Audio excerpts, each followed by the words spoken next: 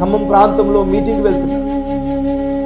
ఆ మీటింగ్ వెళ్తుంటే భయంకరమైన యాక్సిడెంట్. బ్రతికి తిరిగి వస్తానన్న ఆలోచన లేదు.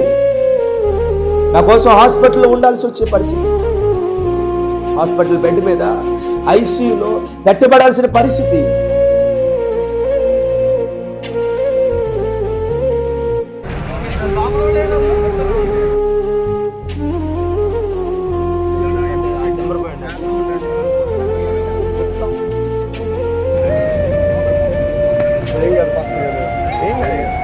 కొన్ని నెల 24వ తారీఖున, నవంబర్ నెల 24వ తారీఖున ఆ తేదీన అలా బలిపీఠం మీద కూర్చున్నప్పుడు సడన్ గా దేవుని ఆత్మ నన్ను ఆవరింపచేసి దేవుడి ఆత్మ నాకు ఒక దర్శనాన్ని చూపించారు. ఒక దర్శనం ఇచ్చాడు. ఆ దర్శనం చెప్తే కొంతమంది ఏడుస్తారు, ఇంకొంతమంది ప్రార్థన ఎక్కువ చేస్తారు. టచ్ చేసి ఒక విజన్ చూపిస్తున్నాడు. చెప్తాలే, వినండి, నేను ఎప్పుడు ముందే చెప్తాను కదా. నేను ఒక కారులో ప్రయాణం చేసుకుంటూ వెళ్తున్నాను. నేను అలా సడన్గా దేవుడు టచ్ చేసి అక్కడ కూర్చున్న నన్ను ఎటో తీసుకెళ్ళిపోయాడు. తీసుకెళ్తే నేను సడన్గా చూస్తున్నాను, కారులో ప్రయాణం చేసుకుంటూ వెళ్తుండగా ఒక యాక్సిడెంట్ అయింది. నా కారు కింద పడిపోయింది. సడన్గా అందరికీ న్యూస్ ప్రాకిపోయింది. దైవజన్ నాయన్ జాషువా గారికి పెద్ద యాక్సిడెంట్, భయంకరమైన యాక్సిడెంట్ జరిగిపోయింది. దుక్కు అయిపోయింది నా కారు, భయంకరమైన యాక్సిడెంట్ జరిగిపోయింది. ప్రార్థన చేయండి. జాషువా గారు చావు బ్రతుకులో నాకు బతుకుతారో లేదో తెలియదు అని అందరూ మాట్లాడుకుంటున్నారు. వెళ్ళిపోయింది. అందరూ ఏడ్ చేస్తున్నారు, భయపడిపోతున్నారు. నేను చూస్తున్నప్పుడు సడన్ గా ఆ మాట్లాడుకున్న పరిస్థితి నుంచి నాకు యాక్సిడెంట్ చేసిన స్థలానికి దేవుడు నన్ను తీసుకెళ్ళాడు. నా కారు పక్కన పడిపోయింది. నేను డోర్లో ఉండి నా భయంకరంగా రక్తపు మడుగుల్లో నేను బయటకు వచ్చాను. బయటకు వచ్చిన తర్వాత నా పక్కన మొబైల్ ఉంది. ఆ మొబైల్ ఉంటే దేవుడు మొబైల్ తీసుకోమన్నాడు. తీసుకున్నాను. మొబైల్ తీసుకుని యాక్సిడెంట్ అయిపోయి ఏం చేస్తాను, 100 108 కాల్ చేయాలి.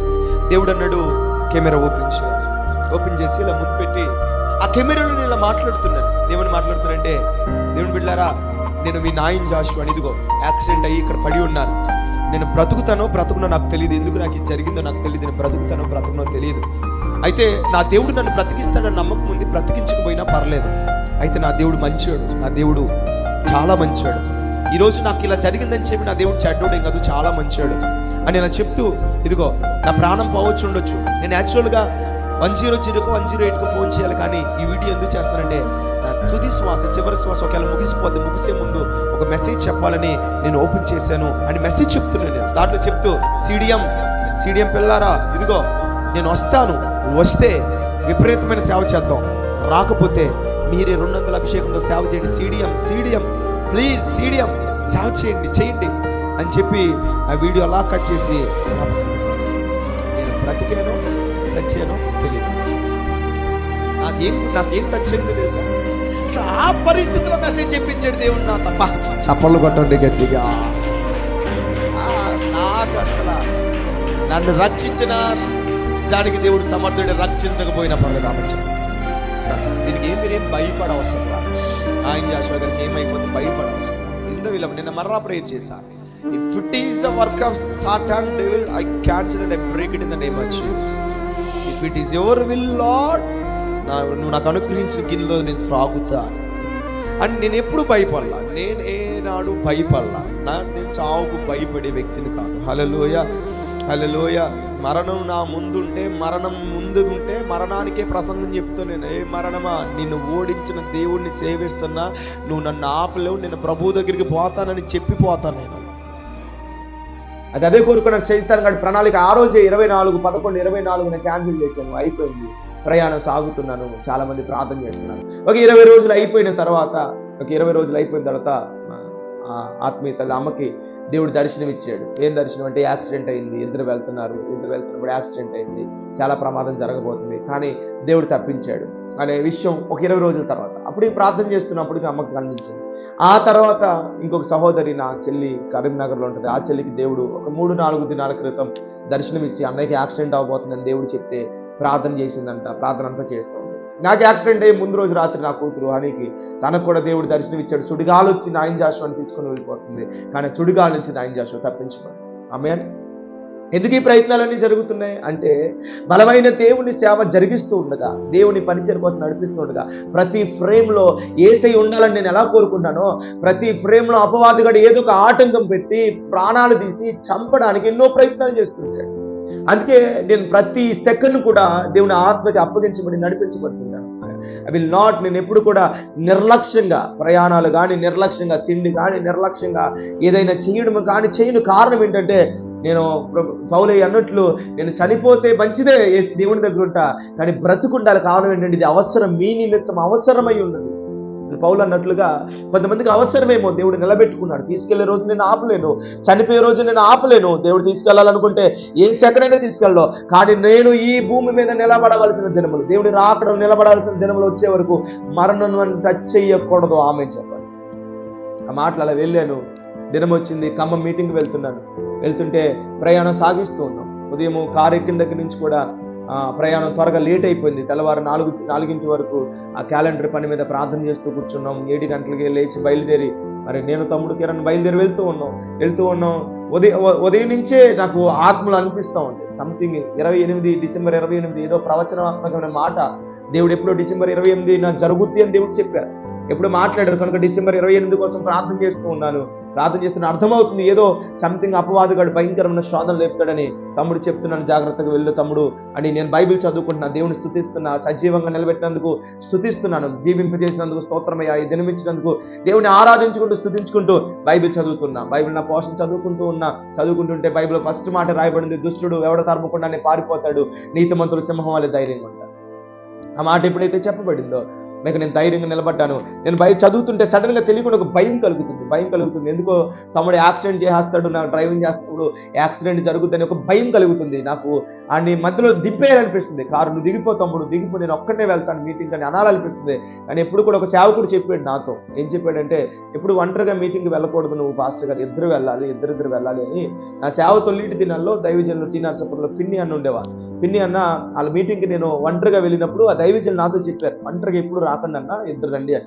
సో తర్వాత నేను కూడా ఇద్దరు సేవ కాబట్టి ఇప్పుడు ఒంటరిగా వెళ్ళడానికి ఇష్టపడను, ఎవరో ఒకరిని తీసుకొని వెళ్తాను, వాళ్ళు ఏ పని చేసినా చేయకపోయినా. సో ఇంకా దింపుదాం అనుకున్నా, కానీ ఆ మాట జ్ఞాపకం వచ్చి తమ్ముడు దింపకుండా వెళ్తున్నాను. కానీ భయం వేస్తుంటే వెంటనే అనుకున్నా అది జరిగితే జరగని వేసినాను. నీతిమంతులు సింహం వలె ధైర్యంగా ఉంటారు అని పోనిమన్నా. అలా ముందుకు వెళ్ళగానే అలా అనుకున్నాను. అప్పుడే ఒక మారుతి సుజుకి కారోడు అలా వస్తున్నాడు. తమ్ముడు ఇలా ఫాస్ట్కి వెళ్ళిపోతున్నాడు. వాడు చూడలేదు, వీడు చూడలేదు. అలా డాష్ ఇచ్చే పరిస్థితులు వచ్చినాయి. అంటే నేను ఆపేసాక తమ్ముడు ఇలాగ వచ్చాడు. తమ్ముడు అలా వెళ్ళకూడదు, మన సేవకు వెళ్తున్నాం, పోనీ కొంతమంది వెళ్ళని, మనకు కొంచెం తగ్గినా పర్లేదంటే మనదేం తప్పులేదనే వాడే వచ్చాడంటే, తప్పు మనం లేకపోయినా డాష్ ఇచ్చే పరిస్థితులు ఉంటే మనం వెళ్ళిపోవాలని వివేచన నేర్పిస్తూ తమ్ముడు చెప్తున్నాను. నేను అప్పుడే చెప్పేసి మొత్తం చెప్తున్నా. ఏమని చెప్తున్నానంటే, తమ్ముడు మనం కార్లో డ్రైవింగ్ చేసేటప్పుడు నువ్వు ఒక సేవకుని తీసుకొని వెళ్తున్నావు కనుక ఇది సాధారణమైన పరిచర్య కాదు, చాలా జాగ్రత్తగా మనం వెళ్ళాలి. ఎదురొస్తున్న కారు ఎలాంటిదో, వాళ్ళ డ్రైవర్ ఎలా ఉన్నాడో, టైర్లు ఎలా ఉన్నాయో మొత్తం అన్ని కూడా వివేచించి మనం కారు డ్రైవ్ చేయాలి. సింపుల్గా ఏదో పడితే అలా వెళ్ళిపోవడానికి కాదు. ఎందుకంటే మనం మందసాన్ని మోసుకొని వెళ్తున్నాం, ఆత్మను మోసుకొని వెళ్తున్నాం అని కొంచెం గద్దించి మేము ఒక చోట బ్రేక్ఫాస్ట్ చేస్తున్నప్పుడు కూడా చెప్పాను, తమ్ముడు గుర్తుపెట్టుకో, మనం షోరూమ్కి వెళ్ళి సర్వీసింగ్ చేసి వచ్చిన ప్రతి సందర్భంలో ఏదో ఒక పరిస్థితి కారుకి ఏర్పడుతుంది, జాగ్రత్తగా ఉండాలి మనం అని చెప్పాను. అలా చెప్పి మనం ముందు కొనసాగించబడుతున్నాం. కారు అలా వెళ్తూ ఉంది.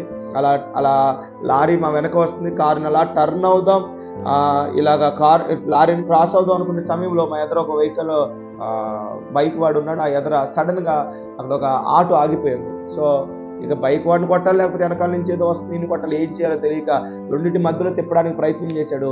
వెనకాల నుంచి వస్తున్న లారీ గట్టి కొట్టడంతో లారీ అలా తీసుకుని వెళ్ళిపోయింది. మరి ఏమైందో తెలియదు, లారీ అలా కొట్టగానే అలా పెద్దగా వెనకాల డోర్ తీసే దగ్గర గట్టిగా టచ్ అయ్యి అలా ముందు వరకు తీసుకుని వెళ్ళిపోయి, మామూలుగా లారీ కొడితే ఇలా తిరగబడాలి, ఇలాగ ఒక పక్కన లేచిపోవాలి, ఒక పక్కన లేచి పడిపోవాలి, పడకుండా అలా తీసుకుని వెళ్తే కారు ఎలా తిరిగి డివైడర్ని కొట్టుకుంది. ఆ లారీ వచ్చి మా కారుని అలా టచ్ చేసి అలా ఆగింది. ఏం చేయాలో అర్థం కాదు. అలా కూర్చొని ఉన్నాను. నాకేమనిపించట్లేదు, ఏం జరిగిందో నాకేం తెలియదు. ఏదో యాక్సిడెంట్ అయితే జరిగింది. నాకైతే 1 సెకండ్ కూడా భయం కానీ బెదురు కానీ ఏదో అయిపోయినట్టుగా అనిపించదు. కానీ తమ్ముడు చాలా కంగారు పడిపోయాడు, ఎందుకంటే డ్రైవింగ్ చేస్తున్నాడు.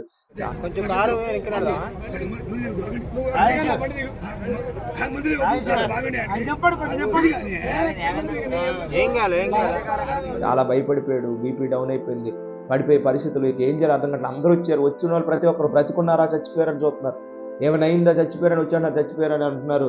చూస్తూ ఉండగా దేవుని మహాకృపను బట్టి మరి బయటకు వచ్చేసాం, కారుని వెనక్కి తిప్పేసాం. దేవుని మహాకృపను బట్టి ఆ ప్రమాదంలో దేవుడు మమ్మల్ని తప్పించి చెయ్యత ఆమె చెప్పండి గట్టిగా. హల్లెలూయా. అసలు ఎంత ఆశ్చర్యం చూడండి. దేవుడు తెలియపరిచేది ఎంతో పెద్ద ప్రమాదం. మరి ఎంతమంది ప్రార్థన చేశారో, ఎంతమంది దానికి శత్రువుకు వ్యతిరేకం. నేను అనుకుంటాను, ఎంత భయంకరమైన ప్రమాదం కాకపోతే ఎంతమంది ఆత్మీయులకు దేవుడు చెప్తాడు. మాట మీరు అర్థం చేసుకోవాలి. ఎంత భయంకరమైన శోధన కాకపోతే ఎంతమంది ఆత్మీయులకు దేవుడు బయలుపరిచి ప్రార్థన చేయిస్తాడు. అంత మంచి దేవుడు. ఆయన చెప్పకపోతే ప్రార్థన చేసేవాళ్ళమా? ఆత్మదేవుడు బయలుపరిచి, కరీంనగర్ ఒక చెల్లి, ఇక్కడ ఒకళ్ళు, ఇక్కడ సంఘం ఉదయకాలం 5 గంటల ప్రార్థన, అందరి ప్రార్థన ఒకటే, నాయన్ జాషువా గారి ప్రయాణాలకు తోడుగా ఉండాలి దేవుడు, ఏ యాక్సిడెంట్ జరగకూడదు అని వీళ్ళందరి ప్రార్థన. ఎంత పెద్ద ప్రమాదమును తప్పించబడ్డానికి. అందుకే బైబిల్లో రాయబడి ఉంటుంది, శోధనలో ప్రవేశింపకుండానట్లు మెలకువగలిగి ప్రార్థన దేవుడు ఎంతమందితో చేయించాడు. నాకు ఆశ్చర్యం అనిపించింది. నేనేం చేశాను? నేను ఎవరితో ఏం చెప్పాను? దేవుడి వారిని దర్శించి ప్రార్థన చేయించాడు, వారికి చెప్పి, అరే నన్ను కాపాడడానికి, భద్రపరచడానికి, నా కోసం ప్రార్థన చేసే వాళ్ళని ఎవరిచ్చారు చెప్పండి? దేవుడే ఇచ్చాడు, ఆయనే ఇచ్చాడు. నేనేమనాలా? నేను వచ్చేసాను బయటికి అనాలా? దేవుడు ఇచ్చాడు, ప్రార్థనా పరులను ఇచ్చాడు, ప్రార్థన చేసే ప్రార్థనా పరులు.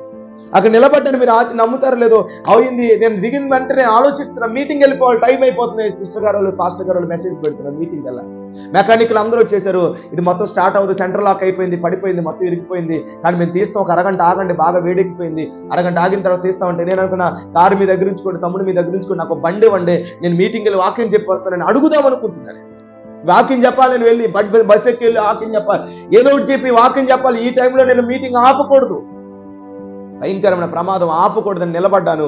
ఈలోపే ఒక పక్కనున్న తమ్ముడు నా వైపు చూసి, అన్న మీరు పాస్టర్ గారు కదా, యూట్యూబ్లో మిమ్మల్ని చూసాను అన్న అన్నాడు. అవును తమ్ముడు, పాస్టర్ గారు, నాయన్ జాషువా గారు అంటే. నా తమ్ముడు పక్కకి వెళ్ళాడు, ఏం చేశాడో తెలియదు, వాళ్ళ పాస్టర్ గారికి ఫోన్ చేశాడు. వాళ్ళ పాస్టర్ గారికి ఫోన్ చేయగానే ఆ పాస్టర్ గారు పరిగెత్తుకుంటూ వచ్చారు. దైవజనులు కర్నూలులో జరిగింది ఈ ప్రమాదం. దైవజనులు ఐజక్ గారు మా దగ్గరికి వచ్చారు, ప్రైజ్ లార్డ్ చెప్పారు. చెప్పినప్పుడు ఆయన పరిచయం చేసుకున్నారు. ఆయన రిలేటివ్స్ అందరూ నాకు తెలిసిన వారంట. పరిచయం చేసుకున్న తర్వాత ఆయన వెంటనే చూశారు, కారు ఏమైందో చూసి, నేనేం అడగలేదు. ఆయన వచ్చి, పాస్టర్ గారు మీరు నా కారు వేసుకెళ్ళండి, ఈ కారుని మా ఇంటి దగ్గర నేను ఏదో ఒకటి చూసుకుంటా, మా ఇంటి దగ్గర పెడతాను, మీరు అర్జెంట్గా మీటింగ్కి వెళ్ళండి అని చెప్పి ఆయన కారు నాకు అప్పగించారు. హల్లెలూయా. నాకు ఆశ్చర్యం అనిపించింది. ఆయన దేవుడు సిద్ధపరిచి తీసుకుని వచ్చాడు, కారును ఇచ్చాడు. వెంటనే కారు స్టార్ట్ అవుతున్నారు. ఇక డబ్బులు ఎక్కువైపోతాయేమో, ఎంత మరలా ఆర్థికంగా నష్టపోతానో ప్రార్థన చేసుకున్నారు. వెంటనే అవన్నీ కూడా కంపెనీ వాళ్ళకి పంపించారు. వెంటనే అవన్నీ క్లీన్ చేసి దేవుని మా ప్రార్థన చేసి కారు స్టార్ట్ అవగానే ఆశ్చర్యం చెప్పిన, కారు స్టార్ట్ అయిపోయింది. స్తోత్రం కలుగును గాక. కారుని తీసుకెళ్లి పాస్టర్ గారి ఇంటి దగ్గర పెట్టేశాం. ఆ పాస్టర్ గారు కారు ఇచ్చారు, మంచినీళ్ళు తాగి ఆ కారు తీసుకొని మీటింగ్కి వెళ్ళి వర్తమానం అందించి తిరుగు ప్రయాణాలు వచ్చి ఈరోజు క్షేమంగా నిలబడ్డాం. నాకు అనిపించింది, ఆ పాస్టర్ గారిని సిద్ధపరిచింది ఎవరు, ప్రార్థనా పనులను సిద్ధపరిచింది ఎవరు, ఆ కారుని ఇచ్చింది ఎవరు. అక్కడికి వెళ్ళిన తర్వాత ఎంత బలంగా దేవుడు వాడుకున్నారు, ఎంత అద్భుతంగా దేవుడు వాడుకున్నారు, ఎంత అభిషేకంతో దేవుడు వాడుకున్నారు. చేయతామని చెప్పండి. అంత ప్రమాదం నుంచి కారు యొక్క ఆ ఫోటోలు వీడియోలు చూస్తే భయం వేసేసింది నాకు. అసలు ఆ లారీ అలా వచ్చేస్తుంది, కారు ఇలా తిరిగి, భయం వేసే పరిస్థితులు కలిగినాయి. కానీ ఏమీ జరగకుండా అగ్నిగుండంలో షడ్రక్ మేషక్ అబేద్నెగో వెళ్ళినప్పుడు వెంట్రుక కూడా, ఆ వాసన కూడా రాకుండా ఎలాగైతే బయటకు వచ్చేసారో, సింహాల బోనులో దానియేలు వెళ్ళినప్పుడు దూతను పంపి వాటి నోటిని మూసి ఎలాగైతే రక్షించాడో, నేను నమ్ముతున్నాను నా దేవుడు దూతలను పంపాడు, ఆయన బాహువుని చాపాడు, ఏ ప్రమాదం జరగకుండా. ఒక మాట చెప్పినా, వేసుకున్న షర్టు నలగకుండా దేవుడు మరలా ఇంటికి తీసుకొచ్చింది. హల్లెలూయా. నేను అప్పుడు గుర్తొచ్చింది, వాక్యం రాయబడి ఉంటుంది కదా, ఇశ్రాయేలు చెప్పులు అరిగిపోలేదంట, దుస్తులు పాతకెళ్ళలేదంట. నాకు అనిపించింది, అబ్బా ఆ ప్రొటెక్షన్ దేవుడు, అది కదా వాక్యం. ఆ వాక్యం నా జీవితంలో నెరవేర్చబడింది. దాదాపుగా దేవుడు ఎంత గొప్పవాడంటే, అది 60,000 కిలోమీటర్ల తిరగగానే టైర్లు మార్చాలి, బాగా అరిగిపోయినాయి. కానీ అలాంటిది సేవలో 90,000 కిలోమీటర్లు తిరిగేసింది. 90,000 తిరిగితే క్రీస్తురాజు గారు చెప్తున్నారు, టైర్లు ఆ ముందు రోజు రాత్రి టైర్లు మార్పించాం. అమ్మ చెప్పారు, దర్శనం వచ్చింది కాబట్టి మనం నిర్లక్ష్యం చేయకూడదు, ఇలా ప్రయాణాలు చేస్తే యాక్సిడెంట్లు అవుతాయి అని చెప్పి ముందు రోజు రాత్రే ఆ టైర్లు మార్పించడానికి తీసుకెళ్ళాం. ధనం లేని సమయంలో తీసుకువెళ్తే టైర్లు మారిస్తే ఆ టైర్లు ఏమైనా ఉపయోగపడతాయని చూస్తే అంతగా వాడిన టైర్లు ఈ ప్రపంచంలో లేవన్నట్టుగా వాడబడ్డాయి. స్తోత్రం కలుగును గాక. హల్లెలూయా. నేను అనుకుంటున్నాను, నా కారు టైర్లు అంతగా బాగా తిరిగి దేవుని సేవ కోసం ఆమె చెప్పండి. హల్లెలూయా. అలాగా ముందు రోజు రాత్రే మరి దేవుడు, మరి ఎవరు చెప్పారు, ఆ ముందు రోజు రాత్రి ఆర్థికంగా దేవుడు సహాయపడి ఆ టైర్లు వేయించలేని పరిస్థితులు, ధనం లేని పరిస్థితులు. కానీ ముందు రోజు రాత్రి రేపు జరిగే ప్రమాదం, ఒకవేళ ఆ టైర్లు పాత టైర్లు అయితే ఏమయ్యేది క్రీస్తురాజు గారు? ఖచ్చితంగా తిరగబడిపోయేది. ఖచ్చితంగా. ఎందుకంటే భయంకర అయిపోయింది కారు, మా కంట్రోల్ ఉండట్లేదు ఆ టైర్ల వల్ల. పక్కకి లాగేస్తుంది, ఇటు పక్క లాగేస్తుంది, స్మూత్గా వెళ్ళట్లా, తేలిపోతుంది కారు. అంతగా అరిగిపోయింది. 90,000 మొత్తం పీసులు అయిపోయినాయి టైర్లన్నీ కూడా. ఎప్పుడు పగిలిపోద్దో తెలియదు. కానీ దేవుడు ముందు రోజు రాత్రి, యాక్సిడెంట్ అయ్యే ముందు రోజు రాత్రి 9 గంటలకి టైర్లు వేయించాం. స్తోత్రం చెప్పండి. ఎవరు చెప్పారు? నేనేం చేశాను? ధనము నాదా? నేను ప్రేరేపించబడ్డాను. నా దగ్గర ధనము కూడా లేదు టైర్లు వేయించడానికి. కానీ అమ్మని ప్రేరేపించారు దేవుడు. అమ్మకి చెప్పారు. అమ్మ వెంటనే ఏదోలాగా ఎవరు సహకరించారో నాకైతే తెలీదు, నా కారుకి 4 టైర్లు వచ్చినాయి. అంత దేవుడు అద్భుతం చూడండి. ప్రార్థనాపరులు లేపింది ఆయనే, టైర్లు ముందు రోజు రాత్రి పెట్టించింది ఆయనే, ప్రయాణాల్లో తోడుంది ఆయనే. ఇంకొక అద్భుతం చెప్పనా? ఎప్పుడు మీటింగ్కి వెళ్ళి ఎంతమంది వెళ్తారా? మనం 3-4 ఖచ్చితంగా వెళ్తాం. కానీ నిన్న మీటింగ్ ఎంతమంది వెళ్ళాం? 2. వెనకాల ఎవడన్నా కూర్చుంటే ఖచ్చితంగా కొట్టింది ఎక్కడో చెప్పనా? వెనకాల డోర్ దగ్గర. సమయాలు గడే కూర్చోవాలి అక్కడ. నిన్న కూర్చోవాల్సింది ఎవడంటే సమయాలు. వీళ్ళ ముగ్గురులో 2 కూర్చోవాలి అక్కడ. ఎదురు కూర్చున్నారు చూడ, వీళ్ళ ముగ్గురులో సమయాలు, కాలేబు, శాలేము. వీళ్ళ ముగ్గురులో 2 కూర్చోవాలి అక్కడ. తీసుకుపోతాం అనుకున్నా, కాలేబు గారిని తీసుకుపోతాం అనుకున్నా. ఇక చూడాలి ఇప్పుడు కాలేబు గారు ఏమనేవాడు ఆ టైంలో. రాగానే నన్ను అడుగుతున్నాడు, అన్న మీకు ఏం అనిపించలేదా? అంత యాక్సిడెంట్ జరిగితే ఏం అనిపించలేదా అని అడిగాడు. నువ్వు వచ్చింటే తెలిసేది అనుభవం, నిన్ను అడిగేవాడిని నేను. స్తోత్రం కలిగిన గారు. కానీ దేవుడు కాపాడాడు. దీన్ని బట్టి ఏం అర్థమైందంటే, నాకేమర్థమైందంటే, నేనేం చేయాలా అన్ని దేవుడే చేశాడు. అదే ఇక్కడ మాట, నేనే. జాషువా ప్రార్థనా పరులకు దర్శనాలు ఇచ్చి ప్రార్థన చేయించింది నేనే, కార్లకు టైర్లు వేయించింది నేనే, ప్రయాణం చేయించింది నేనే. అర్థమైంది. యాక్చువల్గా నేను నర్సీపట్నం వెళ్ళి ట్రైన్లో ఎక్కడికి వెళ్ళాలో చెప్పనా? నేను ఖమ్మం వెళ్ళాలి. కానీ ఈ క్యాలెండర్ల పని కోసం నర్సీపట్నం మీటింగ్ కొంచెం కుదరక క్యాన్సిల్ చేశాను. అయితే ట్రైన్లో వెళ్దాం అనుకున్నా, అయినా సరే ట్రైన్ కూడా క్యాన్సిల్ అయిపోయింది. ఇప్పుడు మీటింగ్ క్యాన్సిల్, ట్రైన్ క్యాన్సిల్ కనుక నేను దేని మీద వెళ్ళాల్సి వచ్చింది? తప్పదు. అదే కారు కనుక నేను అలాగే వేసుకెళ్ళి ఉంటే ఎలాగొండి చూడండి. పరిస్థితులు చూసారా? Meeting cancel, train cancel, car మీద వెళ్ళాల్సిన పరిస్థితి. ఎంత పరిస్థితులు ఏర్పడ్డాయో. కానీ దేవుడు ఎంత మంచివాడు, ఎంత గొప్పవాడు. అన్నీ ఆయనే చేశాడు. నిజంగా ఆ దైవజనులు దేవుడు వాడుకున్నారు. దైవజనులు దేవుడు దీవించును గాక, వారి పరిచర్యలు దేవుడు దీవించును గాక. చాలా మంది తర్వాత నేను ఎవరికి చెప్పకూడదు అనుకున్నా, కానీ ఆ దినం చెప్పబడిన వర్తమానం వింటారని ఇలా పెట్టానమాట. భయంకరమైన యాక్సిడెంట్ నుంచి దైవజనులు తప్పించబడి ప్రకటించిన వర్తమానం నిజమే. వెళ్ళి వాక్యం చెప్పడం అసాధ్యం. నేను అనుకుంటున్నాను, ఆ రోజు నా ప్రమాదంలో జరిగిన యాక్సిడెంట్లో రక్తసిక్తి ఉన్నాయి. నేను హాస్పిటల్ బెడ్ మీద ఐసీయూలో పండుకున్నా. కానీ నేను అంటున్నా, కనీసం ఒంటి మీద కనీసం ఒక్క వెంట్రుక కూడా రాలకుండా నన్ను మరలా ప్రసంగం చేసేలా దేవుడు చేశాడు. హల్లెలూయ. ఇంటికి కూడా రాలకుండా మరలా దేవుడు చేశాడు. నేను మరలా ఉదయకాలం కూడా నాకు ఆత్మలో పరిశుద్ధాత్మను చూపించిన దర్శనం ఏంటి చెప్పిన, జాషువా ఇది నీకు నేను జరిగే పరిస్థితి, ఈ రోజు నేను నీకు ఇచ్చానని చెప్పి ఉదయమే చెప్తున్నారు దేవుడు నా దగ్గరికి వచ్చి. ఆ పరిస్థితి ఎలా చూపించి చెప్పిన, ఈ 6 మొగ్గలు ఫిల్టీ అంటారు దాన్ని, అది తిరగబడిపోయింది. 6 సార్లు తిరగబడిపోయింది కారు. నా తలకి ఇక్కడ గాయాలు అయిపోయినాయి, రక్తం అయిపోయింది. ఉదయం చూపించారు దేవుడు నాకు. అలా ఫిల్టీ అయిపోవాల్సింది. ఇది నీ యాక్సిడెంట్, నేను జరిగింది కాదు. మరి ఏం జరిగింది ప్రభా? గోడ కట్టినట్లు 4 సైడ్ల దేవుడు గోడ కట్టినట్లు. నేను చూచాను ఒక గోడను, ఒక వాల్ నేను చూచాను, కన్నులారా చూచాను నేను.